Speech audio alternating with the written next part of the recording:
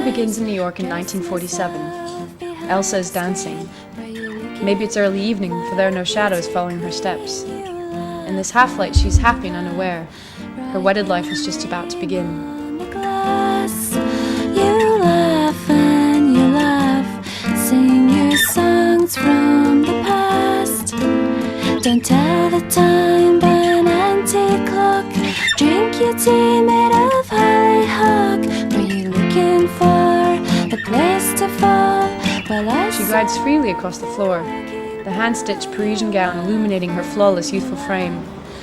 Her movements are slight, playful sequences that seduce in reflection. You laugh and you laugh, sing your songs from the past. Oh, was I a little bit wilder than I wait for my magic to dissolve like silver starbursts when the dance hall lights fade at last. My association with such an engaging, beautiful woman may have ended here, had Elsa Henderson not been a person of such alarming charm and sentimentality.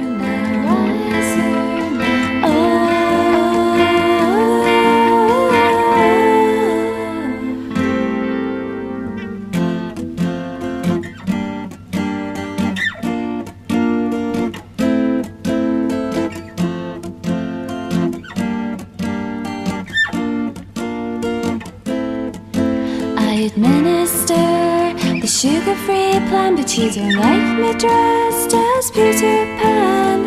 I resigned to play my part. You didn't know I wore a sacred heart.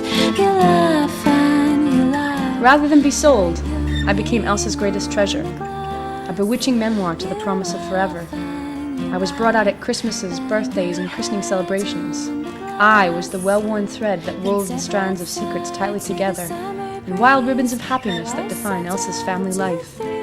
I could be relied upon to absolve Elsa's self-doubt and forgive her husband's frequent meanderings. Thinking of the Valentine, we bash and we bash against the cage of the past. We crash, we smash against the cage. In time, I was passed to Ruby, her only daughter. Ruby herself a spirited rather than beautiful costumier. She longed to travel and taste the ether of faraway cultures. By consequence of her parentage, she was afforded the right to study abroad, and on landing in London in 1973, she met with a wholly inappropriate suitor, exotic and flamboyant like a work of art.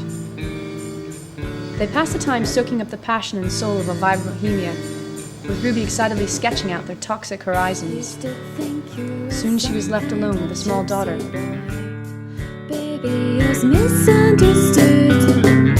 Used to think you were some kind of gypsy boy.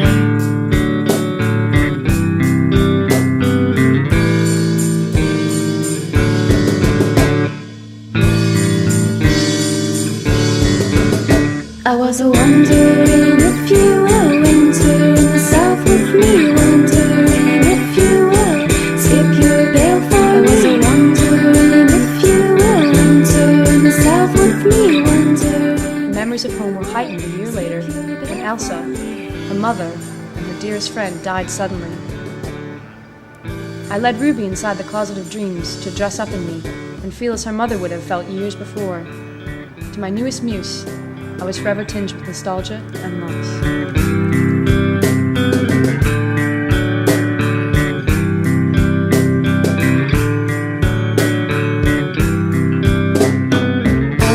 Your house with a team of 20 husky dogs, restless and shivering. Outside your house with a team of 20 husky dogs.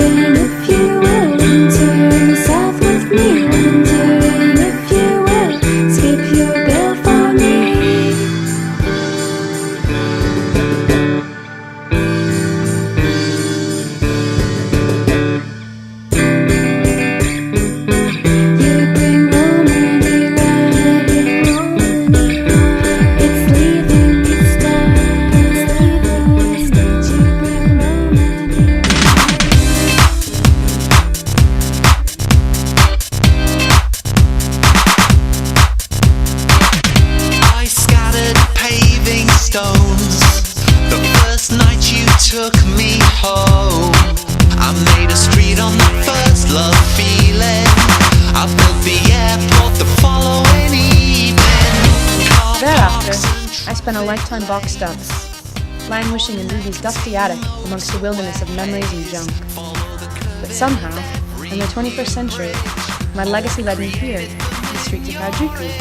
Ruby's teenage offspring Cece had been lured to this new deep fashion paradise.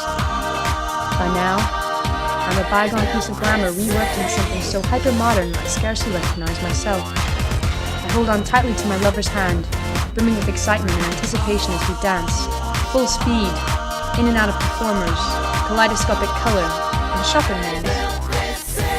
This fashionable province is so different from my home, and though I belong with Cece for now, I feel as happy and as free as Elsa must have felt 60 years before.